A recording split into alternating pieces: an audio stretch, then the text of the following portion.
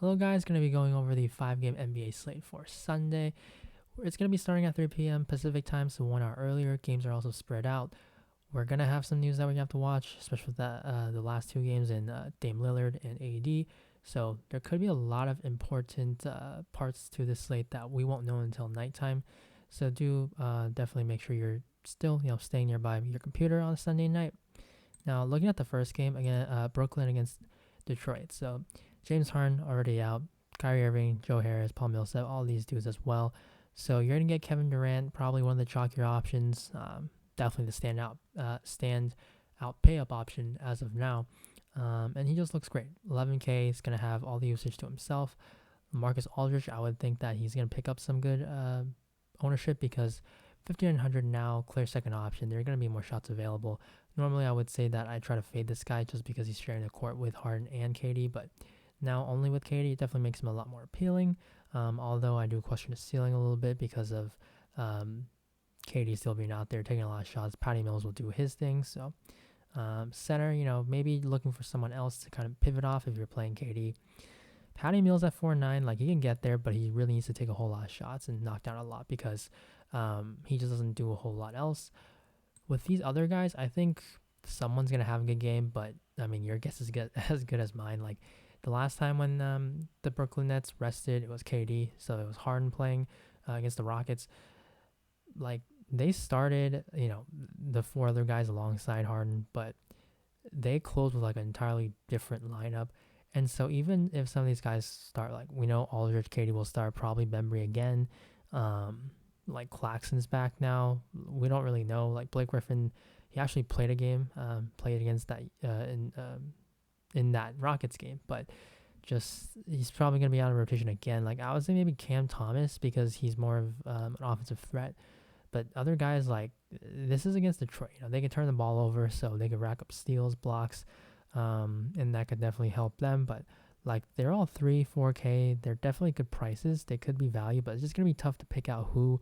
I would say maybe lean towards Cam Thomas for right now, but we're gonna have to wait on what the lineup is. Now, on the Detroit side, it is actually important too because Jeremy Grant is going to be out for a while with a thumb injury. And if you take Grant off the floor, you're going to get a lot of usage opened up, especially with Cade Cunningham and then Sadiq Bey, Killian Hayes. So their prices are pretty much where if Grant were to play. So they're all going to be discounted. Now, the Nets, they are a good defensive team this year. I would say I prefer Cade, 7-5, obviously, if you can get there. But Killian Hayes at 4K, he's going to have a lot more usage going his way. Sadiq Bey, I really like 4,800.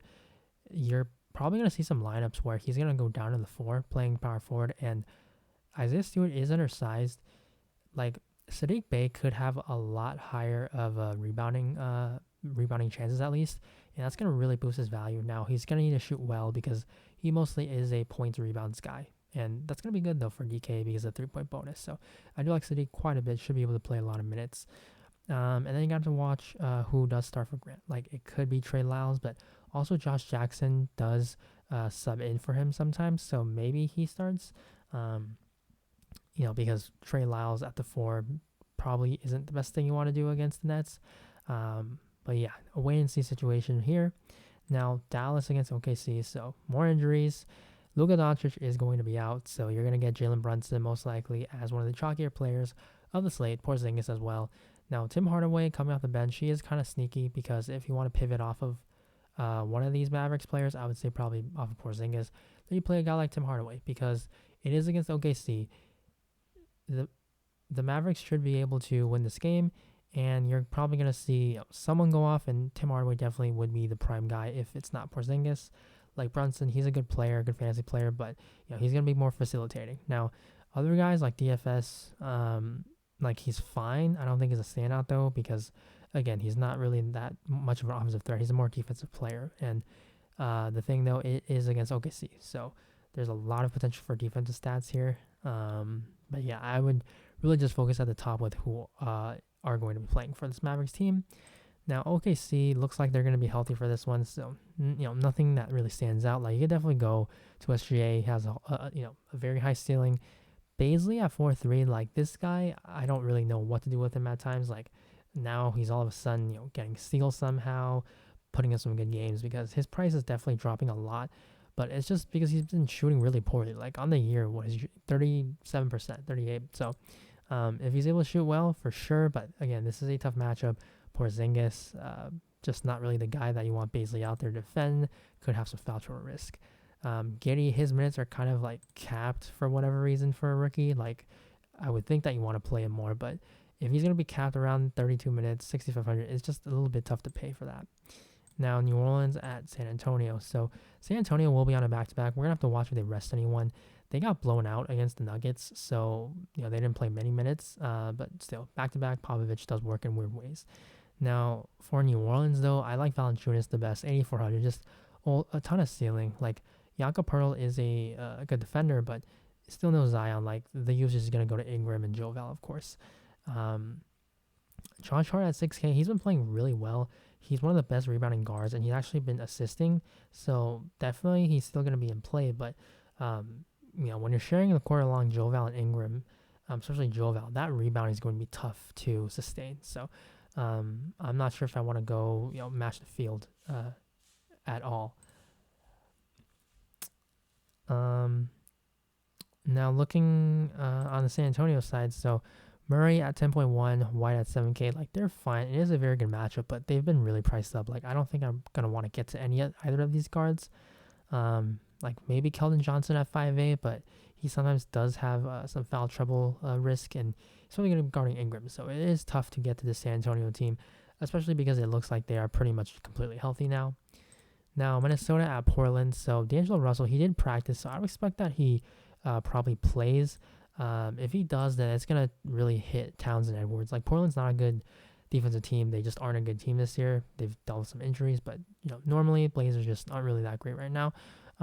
So if Russell is in, it's going to be tough to get to any of these guys. Like, maybe Pat Bev, because they did start him alongside D'Lo in the beginning, and Pat Bev looks like he's healthy now. He's playing bigger minutes, so if D'Lo is in, someone that maybe I'll get to a little bit, if D'Lo is going to be out, then yeah, I think Pat Bev is definitely going to be one of the more popular plays. And of course, if D'Lo is out, then Malik Beasley becomes a very good kind of like a low own because he doesn't start. He's just going to come off the bench. So yeah, Pat Bev playing a whole lot of minutes. So that's pretty good to see in a good matchup. They're going to need him out there to defend these Portland guards. Now Portland, so Dame Lillard, we don't know if he's going to be playing or not. If he's in, then obviously it's going to hurt all of these guys. If he's out, that's where we could have some value.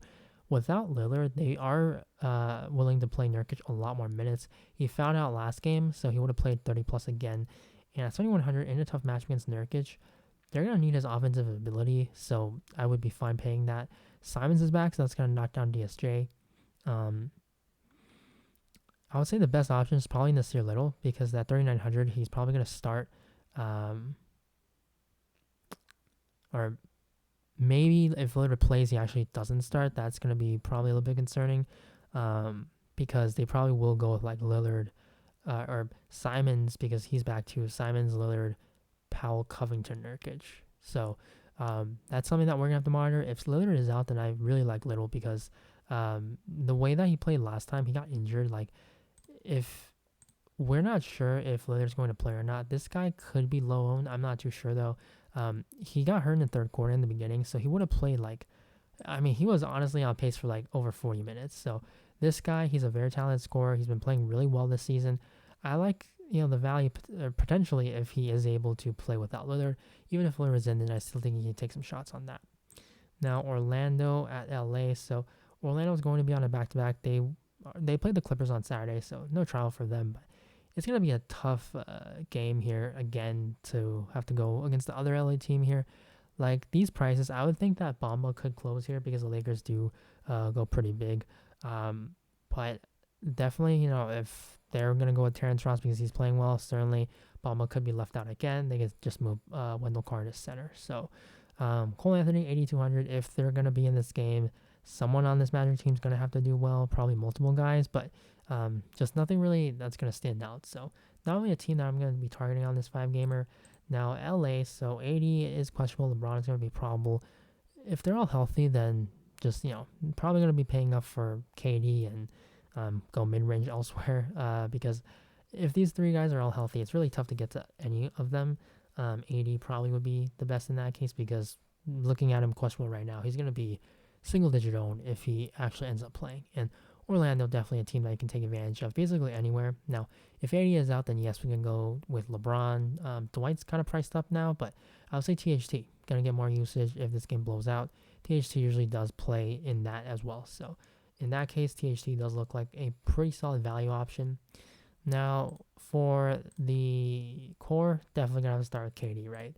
And then you're going to look to Brunson, Dallas side without Luka. So there's Brunson, and then you plug in Porzingis. Now, Detroit side, someone probably has a good game with Grant out, so I'm going to go with Sadiq Bey here.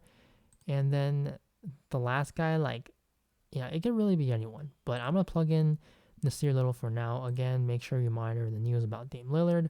So that's going to be the core 5 for right now. But again, just a lot of news that we're going to have to wait on for a Sunday slate. This actually is pretty appealing, though, with the 5 games. Usually we have 3 games or something on a Sunday. So this looks like to be a good slate if you are playing on this NFL Sunday. So good luck as usual, and thank you guys for all the support, all the likes on the previous videos. Been really enjoying it, probably because of the new mic. But yeah, just really thank you guys for all the views, for watching the video, and hopefully you guys do continue to make some money off of these videos. And yeah, thank you again, and good luck on this slate. Bye.